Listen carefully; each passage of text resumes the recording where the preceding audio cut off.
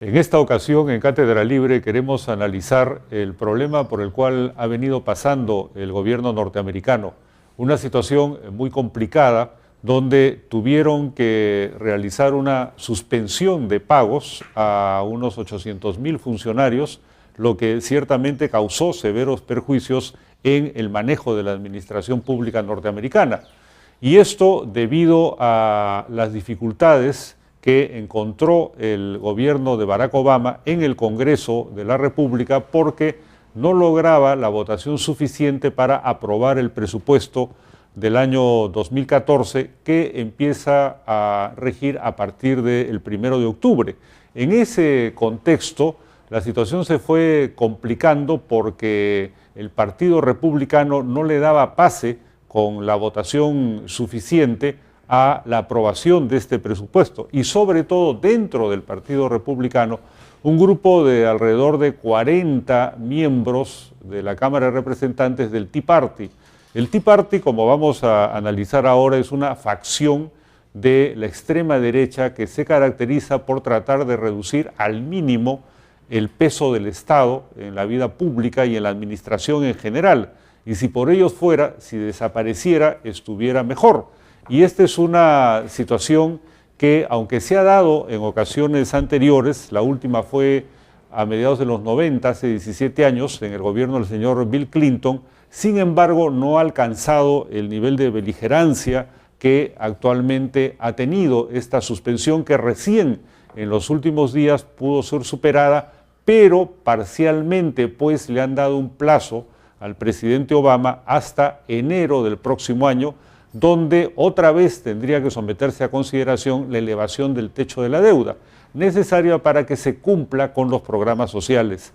El blanco principal, el objetivo de la extrema derecha norteamericana, de este Tea Party, eran las políticas de salud y de seguridad social que estaba diseñando el presidente Obama. Estas políticas tienen que ver sobre todo con el hecho de garantizarles a aquellos ciudadanos de ese país que no disponen de un seguro de salud su acceso a través de una subvención del Estado que les pueda permitir contratar a aseguradores privados. Es decir, ni siquiera es un sistema como el que existe en Europa y en muchos países de América Latina, donde es el Estado o un organismo paraestatal el que se encarga de cubrir la seguridad social. No, acá son las propias aseguradoras privadas, pero cuyos planes de seguros, al ser muy caros, no están al alcance de una buena parte de la población de ese país.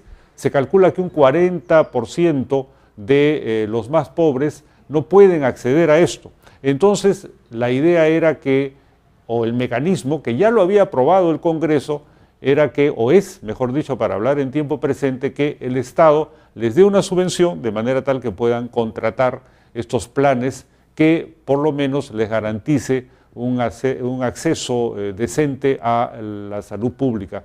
Esta situación, entonces, es la que llevó al Tea Party a obstaculizar y a dificultar por todas las formas posibles la aprobación del presupuesto. Y ahora, como señalo, lo han logrado, en el caso del gobierno, que esto pueda tener una salida, pero una salida solamente momentánea. Bueno, para analizar esto y otros aspectos de la vida norteamericana, de la aplicación de las políticas públicas en ese país, hemos invitado a dos jóvenes profesores, investigadores, a Luis Aldívar, antropólogo, y a Iván Arenas, quien es comunicador, para conversar sobre estos temas. Conocen de cerca la realidad norteamericana, tanto por trabajos analíticos o por sus propias vivencias, y esto nos va a ayudar desde una óptica de gente joven, de gente que está al tanto de la evolución socioeconómica y política de ese país, a entender quizás de mejor manera cómo se ve la situación de la sociedad norteamericana. Estados Unidos, como bien sabemos, sigue siendo la potencia económica más grande del planeta. China está en un segundo lugar, pero todavía muy distante y con una desigualdad muy grande que no logra alcanzar los niveles de desarrollo que Estados Unidos tiene ya desde hace por lo menos un siglo en el contexto del mundo como la economía de mayor dimensión y con una sociedad, por supuesto, que siendo democrática tiene también muchas contradicciones internas y sobre las cuales a su vez existen apreciaciones en muchos casos equivocadas. Por ejemplo, el hecho de suponer que no existen políticas públicas o políticas sociales, cuando precisamente esta situación que estamos viendo ha sacado a luz este conflicto en relación a los programas de sanidad. Bien, vamos a empezar con Luis Aldívar, preguntándole cuál es su apreciación sobre esta crisis y sobre todo, cómo es que apareció el Tea Party en la política norteamericana.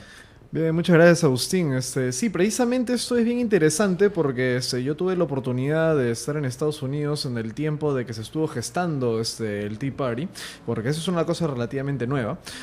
Más o menos a principios de los 2000 comenzaron a aparecer grupos conservadores en Estados Unidos organizados en realidad alrededor de asociaciones civiles, ¿no?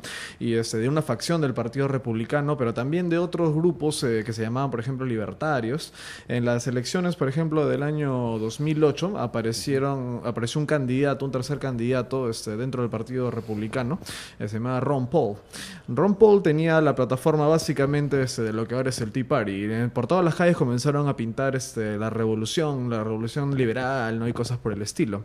Entonces ellos han venido en realidad gestándose ya un buen tiempo hasta que Obama ya fue elegido presidente y ahí empezó una etapa de radicalización, ¿no?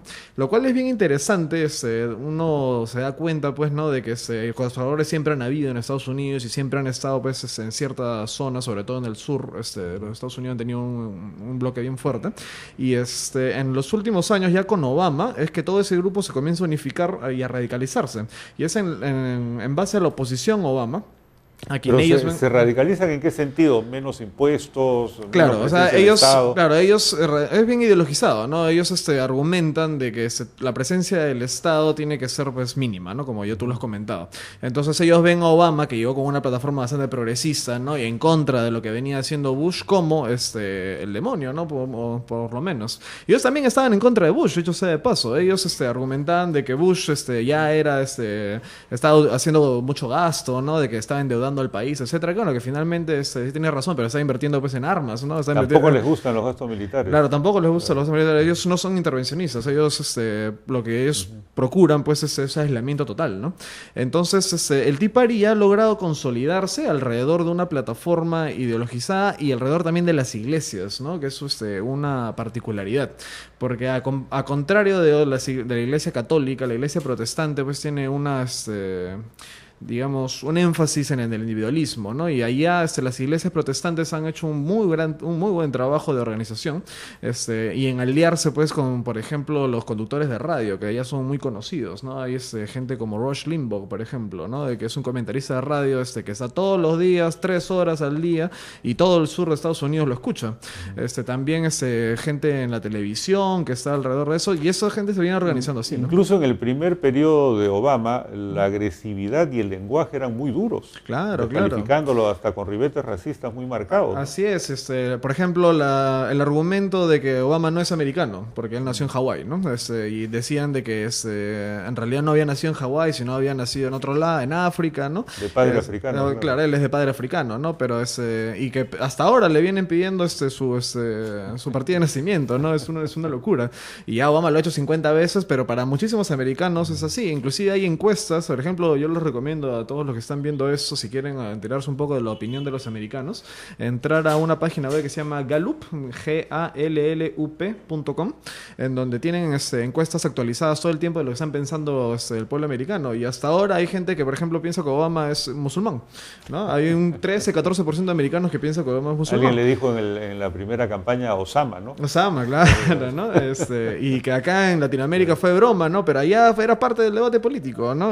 También un poco como para que no pensemos de que solamente aquí se reduce el debate, ¿no? Allá también es durísimo y hay descalificación de todo tipo, ¿no? ¿Y este Tea Party, sin embargo, no estaba plenamente identificado con Romney o había algún tipo de relación, es decir, con el candidato republicano? No, ellos piensan que los republicanos no son suficientemente conservadores o libertarios, pues, ¿no? Ellos consideran más bien de que hay que recuperar el Partido Republicano. Incluso Romney en su estado aplicaba políticas sociales. Por supuesto, esa es la gran contradicción de los republicanos también, ¿no? De que ellos más bien se han quedado con el esquema neoconservador de Reagan, ¿no? Entonces, y piensan más bien de que el Partido Republicano se ha despegado de Reagan y se ha convertido en una especie de partido demócrata un poquito más light, ¿no? Es así de logizados están, ¿no?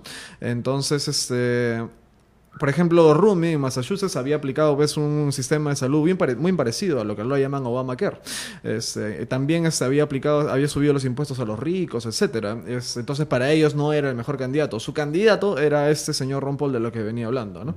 Y lo que lograron sí es meter a una buena cantidad de congresistas ya en esta última vez, a partir de la oposición con Obama, y eso ha logrado pues de que ahora... Parece que son muy militantes, ¿no?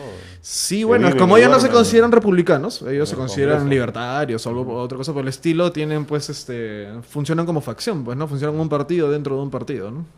Ahora, Iván, tú que has estado revisando las políticas públicas, las políticas sociales en los Estados Unidos, ¿cómo las caracterizarías? ¿Son parecidas a las europeas, a las latinoamericanas o tienen características propias? No, por el contrario, no son muy parecidas a las europeas, ¿no? El régimen, digamos, que políticas públicas en el tema de sociales, básicamente en el tema de salud, son muy distintas a las europeas y muy distintas a las latinoamericanas, ¿no? Pero yo quería primero empezar a comentar sobre el tema de Ron Paul.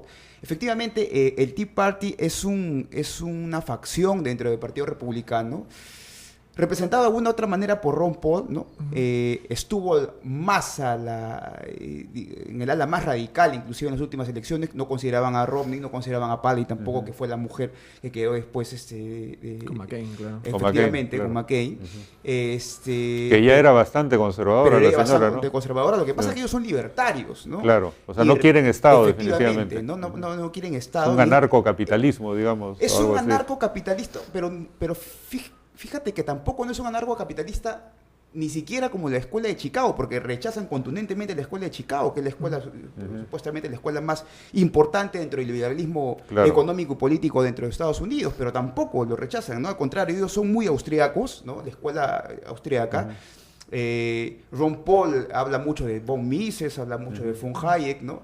Entonces ellos están, inclusive, son inclusive más radicales, o por lo menos son más liberales en todo el sentido, en el sentido latinoamericano, ¿no? Porque liberales allá serían progresistas. De alguna como forma. Obama, digamos, es un liberal. los demócratas. Claro. Y en cuanto a la segunda pregunta, pues evidentemente, ¿no? El tema de salud es una cosa muy importante y como tú lo has dicho, no específicamente la política de salud no es parecida a la que nosotros tenemos, lo que nosotros entendemos como política de salud aquí en los países latinoamericanos, ¿no? Por el contrario, es totalmente distinta, pero tiene un peso enorme dentro del presupuesto federal, ¿no? Es más del 50%, es un peso enorme, entonces eso supone pues no solamente el debate, sino además supone que el gasto no está siendo muy eficiente, ¿no? Y por eso ha sucedido Ahora, es interesante esta referencia que has hecho a la escuela austriaca y a von Hayek, ¿no? Von Hayek fue premio Nobel junto con Gunnar Myrdal, precisamente para contraponer un socialdemócrata, ¿no es cierto?, con un neoliberal radical. Y von Hayek en sus escritos políticos, que muchas veces son bastante menos conocidos que sus escritos económicos, prácticamente lo que planteaba era una especie de gobierno elitista donde incluso el sufragio se practicara en lapsos muy distantes, es decir, que los elegidos fuesen mayores de 40 o de 45 años, que gobernasen por 15 o 20 años, es decir, la idea de que el mercado finalmente debía ser dejado a su libre albedrío, ¿no? Donde las cosas funcionasen por sí mismas y el Estado prácticamente fuese una especie de burbuja casi inexistente. Algo así quisieran estos del Tea Party. Efectivamente, el debate... según cómo lo dicen, porque efectivamente hay liberales que no sienten representación representados por el Tea Party, ¿no? Hay liberales que exactamente creen en las fallas del mercado, creen también que hay fallas del Estado, pero definitivamente no coinciden completamente con las ideas del Tea Party, ¿no? Ni coinciden con las ideas de la escuela austríaca de economía, especialmente con von Hayek o von Mises, ¿no? Por el contrario, simpatizan los liberales norteamericanos con la escuela de Chicago, que es la escuela, ¿no? En todo caso. Pero en ese sentido es bien interesante ver cómo en Estados Unidos el debate político sí es claramente ideologizado, ¿no? Cosa de que aquí ya no se da tanto, ¿no? Aquí ya está como una cosa más establecida, más o menos, que todos creemos en que el Estado tiene su rol, el mercado tiene su rol, ¿no? Y bueno, hay gente en esos extremos siempre, ¿no? Pero allá, más bien, todos son bastante militantes con su ideología, ¿no? Inclusive la discusión de ahora, la discusión es ideológica, porque, claro. porque hasta ahora no hay un consenso, ¿no? de cuál ha sido o si ha sido el mercado o el Estado el que ha fallado exactamente en la crisis económica, ¿no? Tú ves a Paul Krugman, por ejemplo, que defiende que el mercado es el que ha fallado, pero ves por el otro lado los liberales que hay de Escuela Austriaca de Economía que dicen, por ejemplo, que ha sido el mercado que ha fallado y que ha venido desde Roosevelt, ¿no? De la creación esta de la burbuja inmobiliaria, y viene efectivamente de las políticas keynesianas de Roosevelt, ¿no? Entonces, el debate es muy ideologizado y por ende es altamente, digamos, informativa, ¿no? Culturizante en la gente. Pero estos del Tea Party quisieran desmontar el Medicare, el Medicaid y claro, estas políticas. Eso es algo que a mí me interesa de apoyo a la seguridad. Claro, a mí me interesa bastante de que la gente que esté viendo esto se dé cuenta de lo grande que es el estado de bienestar americano, ¿no? Por ejemplo, los hospitales, casi en su mayoría, son hechos por el Estado, pero los servicios son contratados a privados, ¿no? Porque ha habido, pues, desde Reagan, sobre todo, las corporaciones de las farmacéuticas, etcétera, han tenido un peso muy importante. De la misma forma, con la educación, todos los colegios públicos, casi todo el mundo va a colegios públicos, ¿no? Pero antes de entrar a la educación, en salud, ¿qué pasa? Si uno no tiene un seguro, ¿qué sucede? Te endeudas indefinidamente, ¿no? O sea, si uno sufre un accidente, digamos, o requiere una operación urgente, te lo y hacen. Está entre los 40 millones más pobres que no tienen seguridad. Te lo hacen, pero te endeudas para el resto de tus días, ¿no? Sí, es carísimo además, ¿no? O sea, como acá también lo es, dicho sea de paso, ¿no? Si uno no tiene seguro, va a tener una clínica, vamos a ver cómo te cobran, ¿no? Claro. Es más parecido a eso, ¿no? La diferencia es de que acá también hay un seguro de salud que es mucho más asequible, y es precisamente eso lo que ha aportado Obama, ¿no? Pero la diferencia también en tema de políticas sociales, antes de entrar a educación, es que la salud sí está en manos del gobierno federal, que a diferencia de la educación, que está en manos de los estados, ¿no? De los federados, ¿no? Que son totalmente distintos. Entonces, claro, pero es el gobierno federal que contrata a privados para que atiendan en los hospitales. Claro. Efectivamente. Hay ahí un contraste totalmente distinto con las políticas sociales, en este caso políticas educativas que se implican. Ahora, y ahí es muy diferente a lo de Europa, ¿no? En Europa sí el Estado sí controla casi todo el proceso, ¿no? Y de repente solamente para algún tipo de enfermedades o para cierto tipo de medicina es que entran los privados. Y yo tengo ahí la experiencia bien cercana con el tema de salud, porque a la hora de que tú, por ejemplo, tienes cáncer, allá un privado te ofrece, ¿no? Un seguro, ¿no? Te ofrece un seguro para rescatarte del cáncer, digamos, ¿no? Y tú puedes hacer de que el Estado después pague esa deuda. Tú puedes hacerlo financiar vía la ciudad o vía el Estado federal, ¿no? Y uno puede hacer eso, pero para hacerlo pues tienes que calificar, ¿no? Entonces hay mecanismos por los cuales el Estado trata de respaldar a la gente, pero al mismo tiempo esa es la excepción y no la regla, ¿no? La regla es de que cada uno se contrate su seguro privado, por lo menos era hasta antes del Obamacare, ¿no? Y ahora con esta reforma de salud Obama ya se ha logrado de que haya un seguro disponible para absolutamente todos, ¿no? Pero no olvidemos lo de educación, porque a mí me parece que está muy relacionado, ¿no? En el Estado, de nuevo, apoya a la gente que quiere estudiar, pero tiene que calificar. Y en general ellos preferirían de que la persona pues acceda con sus propios medios, ¿no? Ahora, quizás podríamos dejar esto para un siguiente programa, para tratar el tema de educación, del nivel académico, en fin, y poner sobre la mesa una serie de mitos que existen sobre la privacidad absoluta de la educación norteamericana. Bueno, entonces yo quiero agradecerles esta intervención y haremos un siguiente programa para tratar el tema educativo, calidad económica y cómo es que los jóvenes norteamericanos tienen opciones en este país. Muchas gracias.